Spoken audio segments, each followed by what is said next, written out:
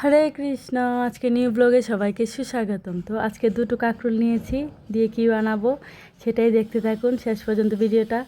তো প্রথমেই কাঁকরোলটা সিদ্ধ দিয়ে এর ভিতরের বিচিটা বের করে এতে লঙ্কা, আদা, একটু হলুদ, একটু নুন, তারপর দিয়ে এগুলো মিক্স করে রেখেছিলাম, একটু কাসুন্দি দিয়েছিলাম। আর এদিকে এই বড়াগুলো বানানোর জন্য একটা ব্যাটার তৈরি করে নিলাম। এটাকে কাঁকরোলের পোড় বলে, যেটা আমরা ছোটোবেলায় খুব বেশি খেতাম। এখন আস্তে আস্তে সময়ের ইয়েতে কমে যাচ্ছে।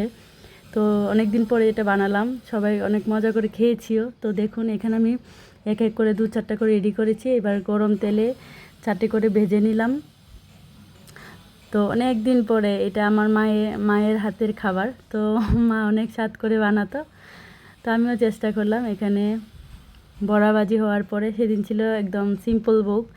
তো এখানে পটল ভাজি এবং কাঁকরোলের পোড় দিয়ে, ঘি দিয়ে, লবণ, লঙ্কা দিয়ে ভগবানকে নিবেদন করব। তো ভোগ নিয়ে গেছিলাম। তো এখানে ভোগ নিবেদন করা কমপ্লিট। এখানে ভোগ দর্শন করুন, ভগবানকে দর্শন করুন। আর কেমন হলো অবশ্যই জানাবেন। হরে কৃষ্ণ।